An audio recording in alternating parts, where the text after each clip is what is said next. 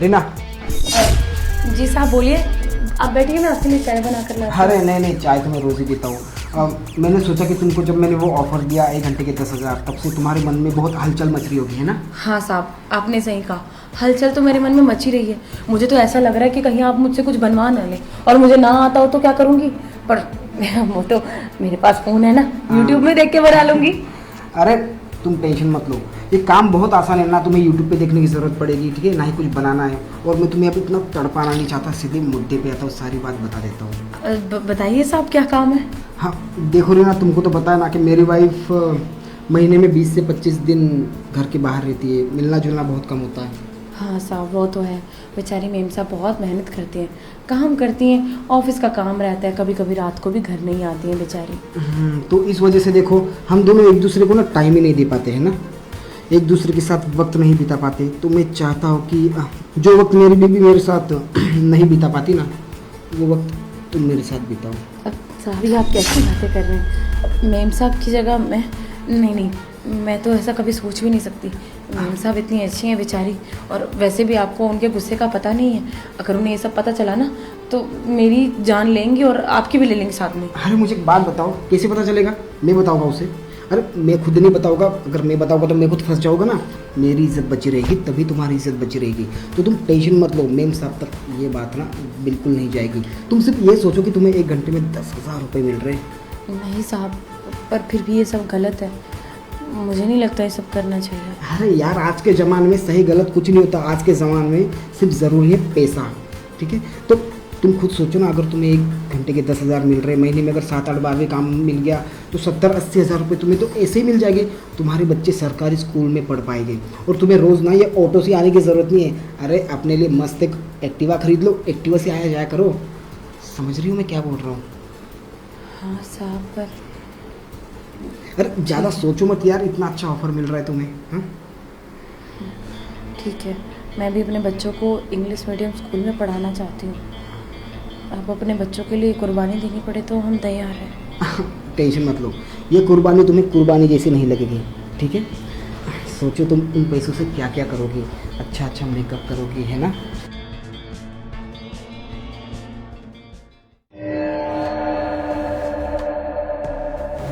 क्या बात है रीना, मुझे तो लगा नहीं था कि तुम बेड पे इतनी अच्छी हो सकती हो। अरे तुम्हारे आगे ना ये आज की जनरेशन की मॉडर्न लड़कियां भी फेल है। हमने तो कहा ही था साहब आपसे कि हम जिस भी काम में हाथ डालते हैं वो काम बहुत अच्छा करते हैं। हाँ चलो, काफ़ी मज़ा आ गया।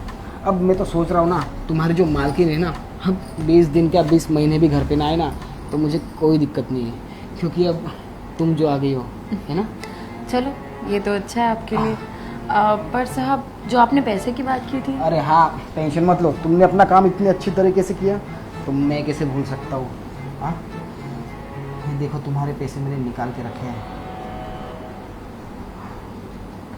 अरे पूरे 10,000 रुपये,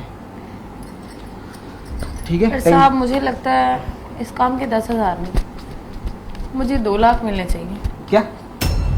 अरे तुम कम सुनती हो क्या? हमारी बात 10,000 रुपये में हुई थी, 2 लाख रुपए में नहीं, ठीक है? तो पर साहब, मेरे लिए पैसे किसी काम के नहीं, मुझे तो 2 लाख रुपए चाहिए। देखो, अगर आप मुझे 2 लाख रुपए नहीं दोगे ना, तो मैं मेम साहब को बता दूंगी कि आपने ये 10,000 रुपये मुझे किस बात के लिए दिए। क्या बकवास कर रही हो? ये लगता है ना कि इतने सारे पैसे देख के तुम्हारी नीयत खराब हो चुकी है, ठीक है? और हाँ, ये जो धमकी दे रही हो ना मेम साहब को बताने की, चलो बता दो। तुम्हें पता नहीं है तुम्हारी मेम साहब को ना मुझ पे कितना भरोसा है। अरे वो तुम्हारा यकीन भी नहीं करेगी। तुम्हारी मेम साहब ना मुझ पे बहुत भरोसा करती है, तुम पे बिल्कुल यकीन नहीं करेगी। और शायद आपको ये पता नहीं है कि आपसे ज्यादा समझदार ना मैं हूँ। हाँ। आप ये वीडियो देखिए जरा एक बार, कैसे लग रहे हैं हम दोनों। इस वीडियो में कितनी रीना, अच्छे से आप मुझे प्यार कर रहे हैं ना। ये तुमने कब किया? इसको डिलीट मारो। अरे ऐसे कैसे?